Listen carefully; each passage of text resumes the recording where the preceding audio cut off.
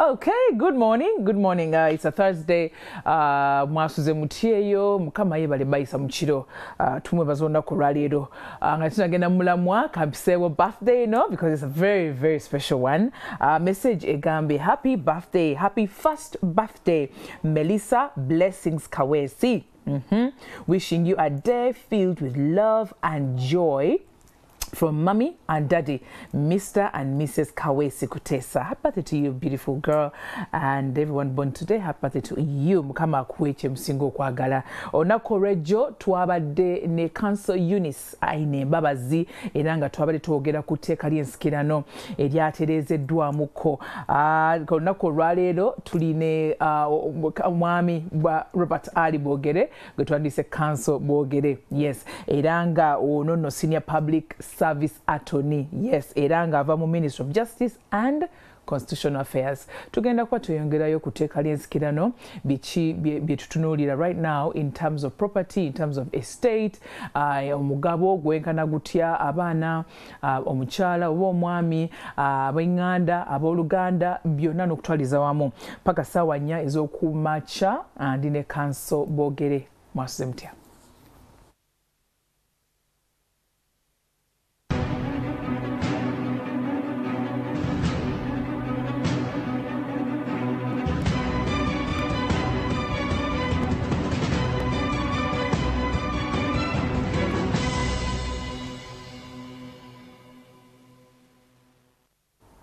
All right, nziramu okubaniriza mu kitundu kyaffe ekigenda okuba kisooka tulese Council Robert Ali Bogere era ngono alina obukugu mu public speaking, alina obukugu mu kuleetawo unity in families, conflict resolution, ebintu bino abitegeera bulungi nnyo, ebintu ebikwatagana n'amakooti, misango, okutereezaamu wano na wano, okuleetawo abooluganda okuddamu okwogera oba okuddamu okutabagana. I don't know what the Luganda, the right, okuddamu okutabagana. Is that the right? That's the right one. Okay, kutabagana conflicts ezo mu maka, ebintu ebikwatagana ne estate planning ate nagonjola ensonga eziri awo challenges to do with the estate n'ebintu ebirala bingi nnyo. Tugenda kuba nga twogeramu naye continuing with the Succession Act yetwaba twogerako yesterday with Council Eunice aline mbabazi.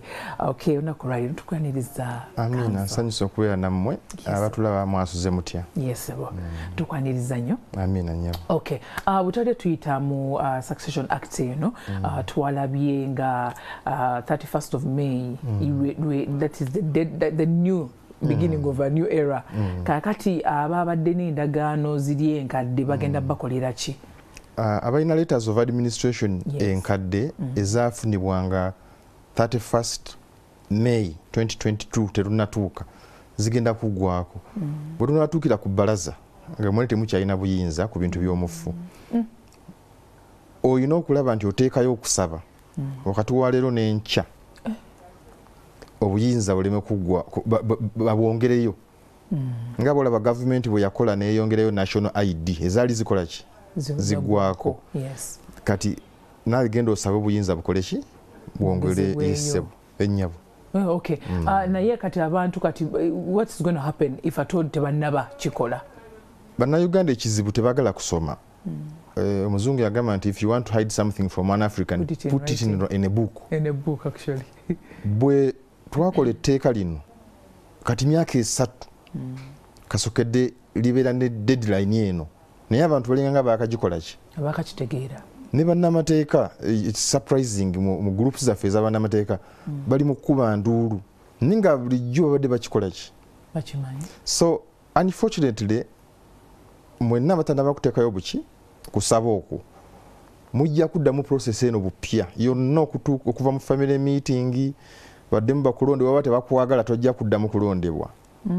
Kati olina okubanga administrator oli bulungi ne baki ne bamulekwa basobole okukkiriza oddemu ofuna obuki obuyinza naye obanga toli ku good speaking terms tolina njogereza nnungi ne bamulekwa obanyaze obadde weefuula nakyemalira togenda kufuna buyinza bupya kubanga bamulekwa balina okukkiriza oddemu baku extending oyogedde ku administrator ate ng'era twalabye nti ayina amaanyi ge era ayina nekkomo walina okukoma administrator ono biki nera nalabyemu succession act nti ayina okubeera fit and proper biki ebirabye twantunuulidde nga balonda administrator wa family olw'okuba nti family za Uganda tuziyita United Nations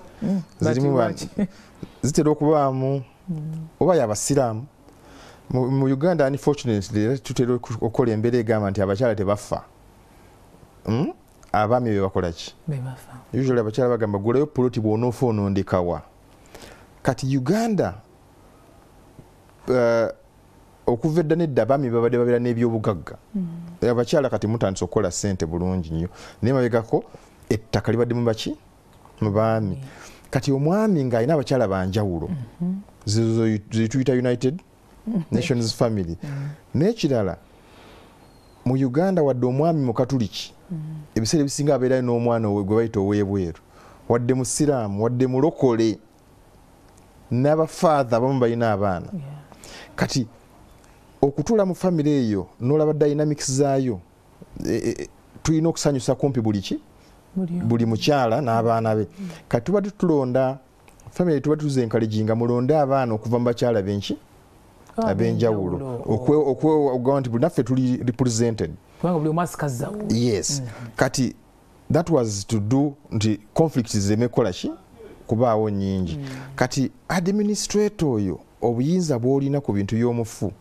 gwobeereze mu bigere by'omufu mu mateeka bw'aba ne ssente mu banka gwozijjayo bw'aba n'ettaka gw'oliteekako ekyapa mu mannya go bw'aba abanjibwa gw'osasula tobijja mu bibyo osasula ng'ojja mu bibye ate bw'aba abanja era gwokola ki gwo asasulwa yes so administrator ne power eyo gyabadde akola ki gyabadde alina mu bintu by'omufu nga tugamba nti naye kati tusaawa zino twagiri restrictings emabegako ba administrator badde batunda nga tasonye na lukusa lwabaki lw'abaana oba ba family members kati saawa zino tugamba nti administrator bw'oba otunda ebintu by'omufu olina okufuna oluki olukusa mu buwandiike omufune wabanga yaleka omukyala girlfriend naye nga amulinamu omuki ng'omwana muto olina okufuna olukusa lwa guardian w'oyo omwana ye mukyala oyo ennyabo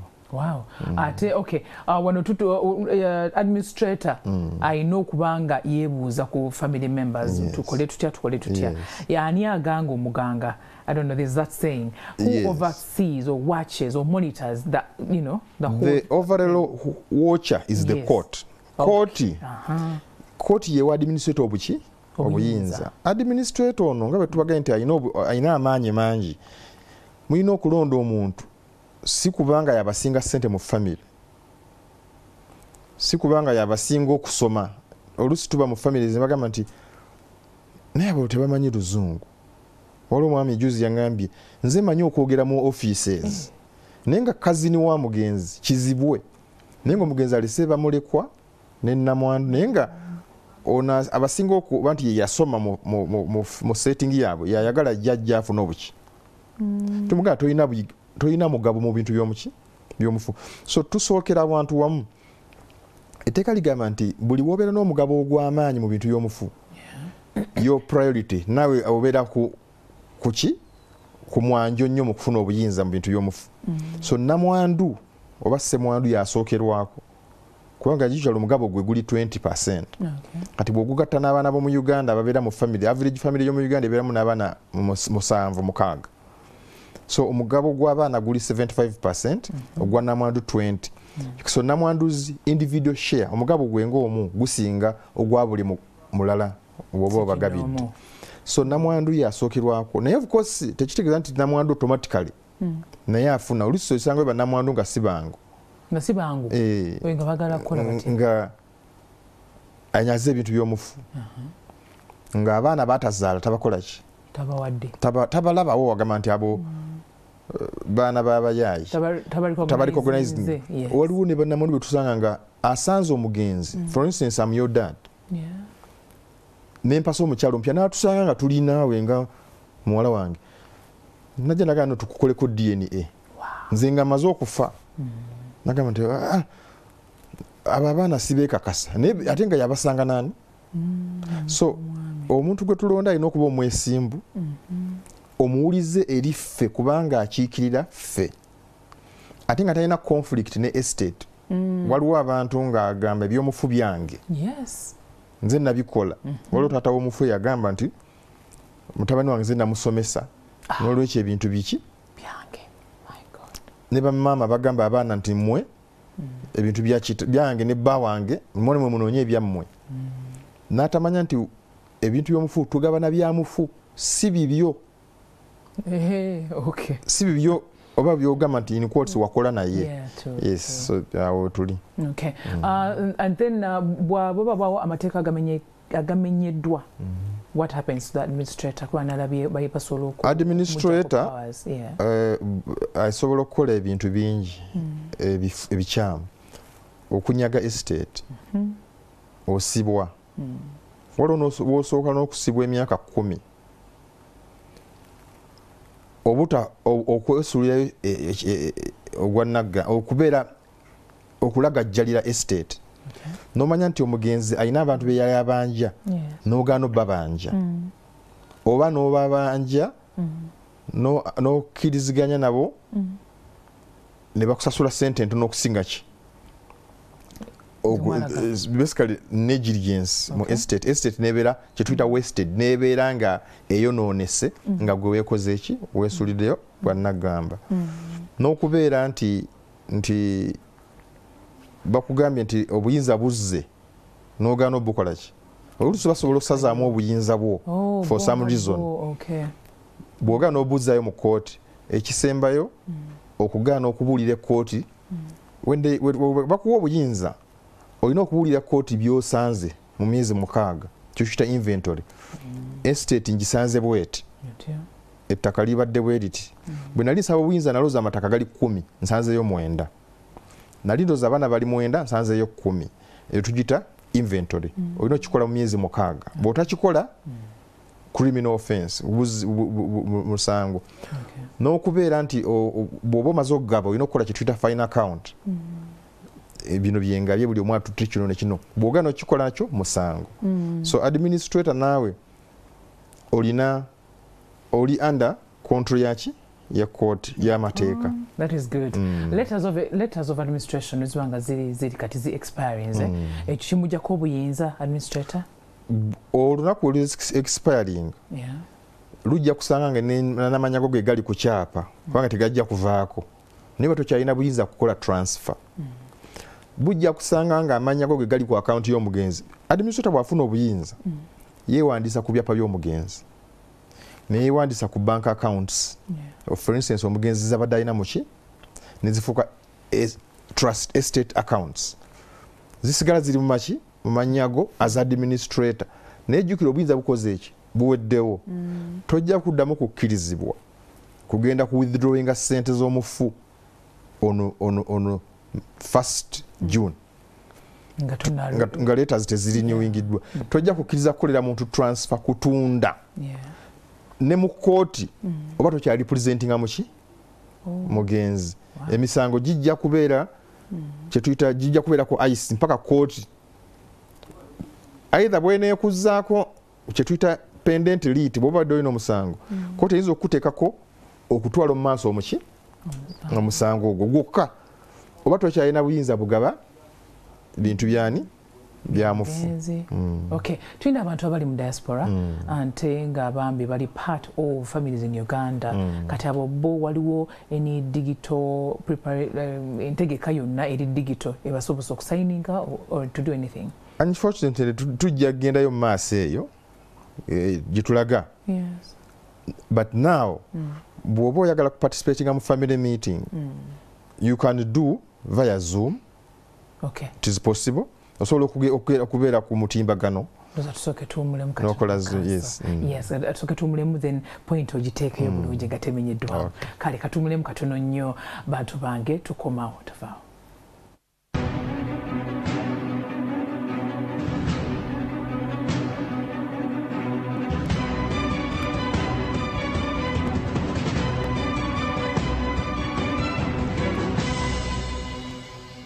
Alright, tukyalina ekanso boogere tukyagenda mu maaso n'etteeka ly'ensikirano bwe tuwummulidde twali tukutte ku bantu abali ebweru w'eggwanga oba abali ebunaayire in the diaspora basobola kukola bati is there a digital way they can be part of decision making and being, you know, part of the family. Yeah. Webale ekisookerwako bw'obanga gwe buli ebiseera byonna byonna ebisinga owangalira bweru etteeka lya Uganda oba enkola tukita practice tetwagala obeera administrator kubanga estate kati olina jja administrating emyaka 2. After 2 years you're supposed to renew. Yes, under the new law. Etteeka lino eppya lyo ligamba bw'ofuna obuyinza leero bujja kugwako mu 2027 nga 29 May. Kati gwobeera bweru buli ki? Buli kadde. Okomawo mu December. Mulundi guki? Gumu. Okomawo omwaka gumu nga guweddeko. Yes. Ate olina emyaka emeka? 2. Kati administration onoogikola otya? Kati ekyandisinza obwangu gwe nabeera ebweru funa guweesiga mu banna babeere Kampala ababeere mu Uganda nga bagenda okukola ki? Okukiikirira. Naye okkirizibwa okulonda oyinza okusindika email, oyinza okusindika ebbaluwa, physical consent, oba kyetuyita power of attorney, n'owa omuntu omulala obuyinza akukiikirire mu kulonda n'omuwa ebirowoozo byo.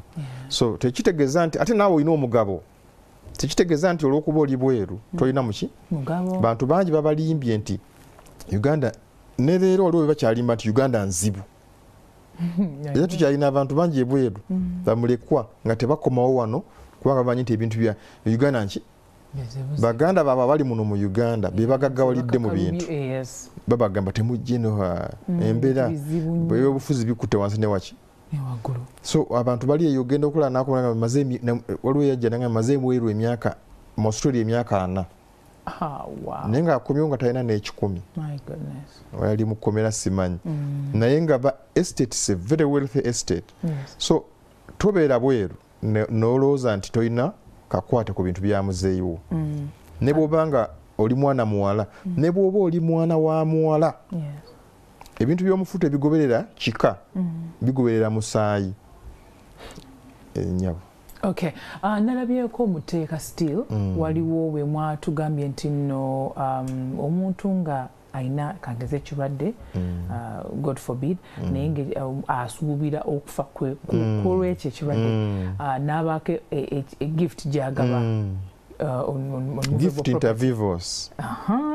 Gitunyonyoleko bulungi nnyo era bw'atafa asobola okugamba nti munaye sooka onziriza ebintu byange binakuwadde. Waliwo kale bwe tututunira etteeka lw'etteeka we lijja naye nga lizibu okuimplementinga olw'embeera emu oba enki kyova olusi bagakyusa. Omuntu bw'oba omanyi nti ogenda kufa osobola okukola ekiwandiiko deed of gift ng'endagaano n'ogamba nti muwala wange gundi muwadde eka 2 natukakiddwa waliwo sikakiddwa oluusi oteekano oteekamu nti oyinza oteekamu nti olw'okuba nti ngenda kufa muwadde kino. Kati bw'otuuka n'obeera nga tofudde n'owulira nga ekintu okikola ki okyetaaga osobola okukikola ki okukisaba nga tosusiza myezi 6. Naye kati ekizibu kijja kyekiri kyenkugambye nga gwe wakiwa yakikubamu ebbeeyi yakyefunako looni. Kitegeeza nti olinamuwa kintu ne weekyusa nga akyakirina ng'akyakirina naye bw'aba yakikoze eki yakiwadde third party tosobola kukikola ki kukizza. So abantu bangi bakikola ekyo ekintu wakuba nti wano mu Uganda tekinnaba kubeerawo naye n'embeera yogamba nti kidde wadde etteeka naye nze njirabamu obuki obuzibu ogabye lwaki ogabulula. So bw'oba wadde omuntu ekintu mu bulamu n'akikozesa n'akifuula ekikye etteeka ate etteeka eddala limukkiriza n'okitwala mu bbanka n'akyewulyako ki ssente kati onookijjayo otya. So eyo tukyagenda mu maaso kulaba how linaateekebwa litya mu nkola etteeka eryo naye nga weeriri Okay. Tulinze emyaka 10 okuva ku colonial masters okutereeza mu tteeka lino, ate era ongambye nti nno emyaka 3 mwateekayo nti kati longooseddwamu era mukole enteekateeka okukola ki nti muzzaayo muwandiise ebirala ebipya. Lwaki kitutte emyaka egyo gyonna? Olowooza kinabeera effective mu gino emyaka 3? Etteeka lino ery'obusika lyakolebwa mu 1916 litutte emyaka 10 mu 16 okukyusibwa. Amazima mu mbeera eyasooka kubanga twali wansi w'abazungu nga tuli Twale, abazungu tebaatulabanga nga bantu ababangufu, baatuyitanga natives. Kati etteeka ly'obusika lyagambanga nti abaddugavu bannansi bo tebali mu lino etteeka. Okumala emyaka nga 6 nga ffe teritukwatako. Abazungu baatuleka, kyekiri kye nagamba nti abakyala teba owninganga ttaka, tebabeeranga bannannyini. Abazungu baatuleka mu kituyita customary mu nkola yaffe y'ennono by'obuwangwa. Kati jjukira mu nkola eyo bw'ogigoberera ennyo omusika yatwala kumpi buli kintu. Kati ate omwana omuwala tosobola kusikira wadde n'omu ku bazadde bo. Tosikira maama wo kubanga si wa kiki, si wa kika kyekiya kikyo. Tosikira taata wo kubanga toli musajja.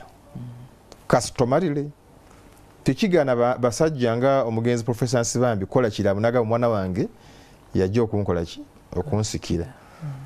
Of course ekyo tabeera customary air. Kati abazungu baatuleka mu nkola eyo eya custom. Naye ng'enkola eyo yali mbi eri abakyala n'abaana ab'obuwala, nga bagamba nti omulenzi asinga omuki omuwala. Wadde kati gwe ng'oli wano oli w'amaanyi nnyo mu NTV, oli ku Spark, oli wakabi nnyo, naye nga muganda wo omuyaayi ataasoma anywa enjaga, omubbi asiba mu maki akusinga kubanga mulenzi nga yatwala ebintu byani. Kati bwe twogera ku discrimination abantu tebakifumitirizaamu nnyo nti oyo omwana bwe yasikanga ng'asobola n'okugoba maama we mu maki mu maka, tikati nzaani nze mugenzi vaawo. Kati abazungu baatuleka eyo mpaka mu 1966 mpaka mu mwaka gwa 1966 Bote bwe yajja n'awaŋŋangusa n'awamba olubiri n'awaŋŋangusa kabaka Edward Muteesa ne tudda mu nkola eyogamba nti tuggyewo customary law ne bannansi. Etteeka lyo lyaliwo naye nga etteeka lirimu akawayo nti teritukwatako. Ne tudda mu nti bannansi nabo bayingire mu tteeka lino. So kati tugamba ne tubeerawo ne emanyi entalo ezibaddewo mulikyuse temulikyusa. So ligenzo lyakakyuka olw'okuba nti tubadde mu buzibu obwa etteeka lino likwata ku buli munnayuganda oba oyagala otokola ki. Olwo amateeka gakwatako gwe nga gwe simanyi atomic energy law tebikwatako, naye lino etteeka likwata ku buli muntu kubanga ffenna tujja kufa. Kati libadde sensitive nnyo nga bw'olaba etteeka ly'ebyobufumbo bwe likyaganye kati bimaze emyaka 4. Marriage Act, Marriage Bill ekoze eki. So waliwo amateeka nti gakwata ku buli muki Uganda. So ne lino bwe libadde, naye tetugamba tugenda dikyusa mu myaka 3. Nedda tugamba nti bwe linaabaamu ne bitulaba nti nno tebikola bulungi teri kigaana kuddayo. In fact lyakyusibwamu already last year.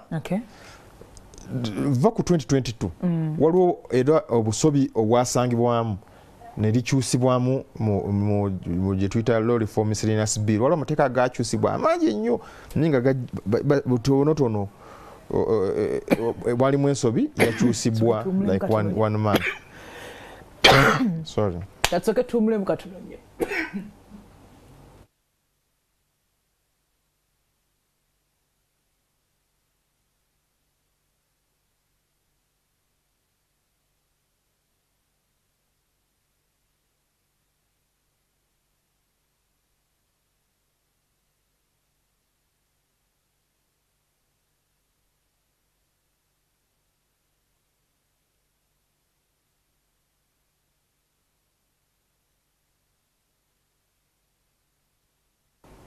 Okay, mutusonyiwemu ku lwekyo musonyimu katono nnyo naye nga tukyagenda maaso ne programu yaffe tukyali ku tteeka ly'ensikirano wetuwumulidde wali tubadde tuli ku lwaki kitutte emyaka mingi nnyo era kanso boogere n'abanyonnyola nga bwakoze naye wano katutunulyeko ko abaana oba omukyala yes omukyala oba omwami nga bakola divorce legally yes kiki ekibaawo ku one of the partners ajja n'agamba ati mumpeeyoko ku bintu naye nga ate yagenda adda mu mateeka webale nnyo n'ekibuuzo ekyo kikulu ate kirimu ebiti bibiri in fact bisatu bwe mukola divorce omufu n'afa nga takoze eki atalaamye omu ku mmwe togabana muki mu maali ye kubanga abagabana be baana omusika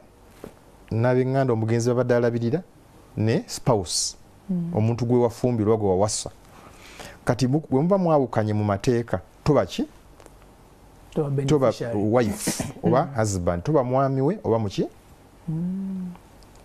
naye ekizibu ekisinga ate mu anga endala be bantu abanoba obunobi omukyala n'omwami bafumbo bampeta naye bafunye obuki obutakkaanya omwami example gye ntera okuwa yeeyo naye kanjiwe bujingo bujingo ali eri tedi aliwa tewali tamanyi mu Uganda obaakola ki bayawukana ne balina enki empeta actually bali mu court for divorce naye tebalina bakola ki divorcingibwa kati bujingo bwafiira wano omukyala wakkirizibwa okugenda mu court n'agamba nti nno nina okufuna omugabo kubanga bba wange afudde twayawukana naye ye yaleeta okwawukana okwo oba ye yankuba n'enve waki oba yali anoonya omukyala omuki omulala omukyala yenna yenna bba bw'afa ng'onobye oba naawe n'ofa nga yanobye temugabana etteeka the first is wadde olina empeta tolina mugabo tokoze na divorce obufumbo obwo bukyaliwo etteeka liri nti tokola ki tolina mugabo bw'oba onoogufuna olina okugenda mu court n'ogamba nti nno wadde etteeka ligamba sirina kufuna naye olw'ensonga zino nanoba lwa nsonga zino omwami yali alwadde n'enkitegeera n'engenda okwetaasa omwami yankuba nenga sijja kusigala olwa bintu n'engenda etteeka ekkadde libadde lipanishinga n'omukyala asigadde mu maka ng'omwami yadduse n'adduka n'agoba omukazi nanoonya abakyala balala nga ligamba nti ebintu kubanga ono wamulese wawe wa mwami omwami bw'afa nga ligamba nti mubadde mwayawukana naye nga ate omwami yakikola ki yakireeta so eryo lyetteeka ly'omuntu okubeera nga mwana wa bunobi naye waliwo problemu ebeerawo nti singa mukyala waafa kale n'abakyala kabafeeko singa mukyala waafa n'aleka ekiraamo nga yakuwa ebintu naye n'atakikyusa ne mukola divorce mwakoze divorce yakuwa mu kiraamo ekiraamo kyaliwo nga temunnaba kukola divorce mwami wange boogere muwadde ika 2 oluvannyuma lw'ekiraamo ne mukola divorce amateeka agamu kooti ezimu zakitaputa nti bw'aba yamuwanga omuntu nga yamusima buki nga teyamuwa lwa bwami nga bw'owa omwana nti mpadde omwana boogere nekizuulibwa nti ate si kiki si muwanawo ekkooti ezimu zigamba nti wali owaye lwakubeera mwana oba wali owaye ng'osiime ng'omuntu oluusi omuwala byakukoledde nga tayiteri teriiko so kisinziira nti ayinza n'obitwala wadde mwakola ki mwadivosinga olw'okuba tokyusiza kiki kiraamo okay oyogedde ku baana abalalulwa abayayiyayi biki omuzadde waliwo eŋŋombo eyaliwoko abazadde ng'omuzadde asobola okugamba nkuzaalukuse olw'empisa z'embyo baki omwana oyo gwe bazaalukuse ne bamugoba ne mu kika ye asigalawa bulina etteeka omugenzi bw'oba towadde mwana olina okukola ekiwandiiko towadde mwana wo nze nesiwa abaana bange abamu kubo nina okukola ekiwandiiko lwaki sikoze eki sibawadde waliwo ne gundi justification lwaki tobawadde because etteeka ligamba bw'ofa nga tolaamye automatically bagabana kati bw'oba onoobajjamu kola ekiraamo ogambe nti mutabani wange kubanga waliwo omugenzi yakola ekiraamo nagamba mutabani wange muwadde ennyiriri 2 mu bayibuli kutya mukama amagezi mwe gakolaki ne simanyi tya abazadde bo ofune ennaku ebeeza okuwangaala nali mukatuliki n'ensiraamuka naye nkyabijjukira ebyo tya mukama ennaku zo zibeere nnyingi mu nsi bwekityo bwe kigamba kati omufu yagamba nti mutabani wange oyo yankuba nanjagaza mukazi we mu lujjudde lwabaki lwabangi nabba omusenyu gwange ne bulooka omusenyu tugumuddiza nemukolera bizinesi yagamba nazinywa omuvubuka yanywanga bunywi mwenge kati omugenzi yatuwa ensonga lwaki tamukoze eki naye mu bintu byabafu abantu ababi bawangaala nnyo era abaana bonna ab'omugenzi baafa oyo omubi ye yasigalawo natandika okujja bagamba nze mwana nzikaaliwo kati nga alwanisa obwana bw'abaganda be buzzukulu ngayagala yabakola ki amaamira ebintu tumugamba mu bintu by'omufu olinamu bayibuli n'ennyiriri meka 2 zokka kati give us a reason tuwe ensonga lwaki omwana tomuwadde bw'oba tetuwadde ensonga etteeka terijja tetukkiriza bigambo bya mugenzi ebyakamwa nga biva emagombe taata yagamba tebikola ki tebikola mu mateeka omuntu yekka akkirizibwa okulamisa akamwa omujaasi ali ku fronti n'abo abantu abali ku betuyita ba sailors abali balunnyanja yakkirizibwa nga bali mu lutalo okugamba commanding officer we bamunne nti no bwenfanga malinga gwagigawewe bati naye abalala ffenna bw'oba olina kyoyagala kikolebwe after ng'omaze okufa kiteeke mu buki muwandiike abaami abamu mutya bakyala bammwe ne mutababuli abaana be mulina abaana ne baviirayo mu bumooli ng'omaze okufa abaana bajje eyo mu kiwandiiko after all ojja kuba ofudde bwe kinaaviirayo omukyala obutiira wa bwereere tajja kukola kiki kintu kyonna ojja kuba weekoze eki weefiiridde teekamu nti nina abaana bano omwana gundi simuwadde lwa nsonga bweti naye tobitulekera ffe tugonjole ebizibu byo nga gwodduse so abaana bonna baana sigamba omwana w'empeta afuna omugabo gwe gumu n'omwana nga maama we wamutunuza mu mbuga ya sitaani because that is crazy. The law lyetteeka ligamba omwana talinako mu ngeri gye bamuzaalamu si nze nasalawo nti wanzaala mu maama gw'otaawasa nze nfuna omugabo actually maama yatafuna bwembanga nawasa omukyalo w'empeta sikkirizibwa kwanjulwa mukazi mulala ne bwanyanjula emirundi 10 bwenfa oyo si mukazi wange ate ne bw'okikyusa bwempasa omukyala nanyanjula omukyala oyo nanyanjula mu bazadde be oluvannyuma lw'okunyanjula nga nkyali naye nempasa omulala mu kyaki omukyaki si mukyala wange naye bannayuganda balowooza nti kyaki yesinga obufumbo bw'oba owasizza kwanjula togattamu bufumbo buki tojja kuwasa because abasiraamu tukoma ku baana okwanjula tekuli kkomo ku bakazi bw'osobola kuwasa ne bw'owasa biliyoni okwanjula bufumbo bw'amateeka era omukyalo omwanjule yayanjula omwami afuna omugabo gwe gumu n'omukyalo w'empeta 20%. It's marriage bufumbo kati bw'oba onoowasa abakazi batuke ne ku matu koma mu byakukwanjula kuhinjira togenda mu busiraamu obusiraamu buliko bana maximum togenda mu church egamba omuku kati tosobola kugatta abakyala bewawasa mu kwanjula n'aba church kubanga etteeka likontana lino ligamba koma kuwomu ate gwolina 6 so yenna omukyala asembyeyo mu eyo embeera yaba tali mukyala tali mufumbo nayanjulwa nenekweka neŋŋamba omukyala nanyanjudde ngenze Nairobi ku business kumbe bali mu kunkuba mbaga mu kereziya oyo mukyala gwe nkubye embaga naye nze naye tubeera mu bwenzi. Wow. Abannayuganda nno lino etteeka lyetaaga twetaagawo I think obudde ne shows eziwerako episodes eziwerako balyoke balitegeere bulungi nnyo. Omugabo sooka ogutuddiremukko ogwa omukyala abaana immediate family. Omuntu bw'afa emigabo gye gigwawo ku lunaku lwafudde, emigabo gy'abalina okugabana gigwawo ku lunaku lwafudde. Namwandu oba ssemwandu afuna 20%.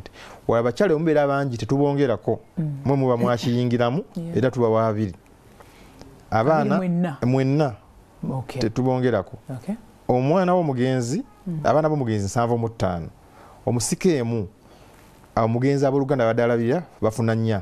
Naye waliwo embeera nti omukyala asobola n'ofuna 99. Omugenzi singa afa talese baana nga talina na baaluganda balabirira mukyala wafuna 99 ku 100. Omugenzi waba afudde alesa maama we nga gwa badalabirira maama afuna nga alese n'omukyala nti alina baana omukyala afuna 50 maama 49% omusika era asigala afuna 1%. Omukyala afumbiddwa nga tebannagabana era agabana. Bawo n'afa leero ne wayitawo emyaka 6 nga tebannagabana mukyali mu nkaayana gwe n'ofuna eddenze eddala n'olifumbirwa tekikuggyako bwannamwandu we eri gye wasooka n'omulenzi omupya naye bw'afa guyinza n'ofuuka professional widow nga buli kaseera ogenda bakufaako n'ogabana. Tukubye punchline naye nga tumaliriza waliwo kuba witnesses banalabye mu tteeka lino bajjirawa era bayamba batya okulaba nti ebintu bitambula. Abajulizi babeera ku kiraamo.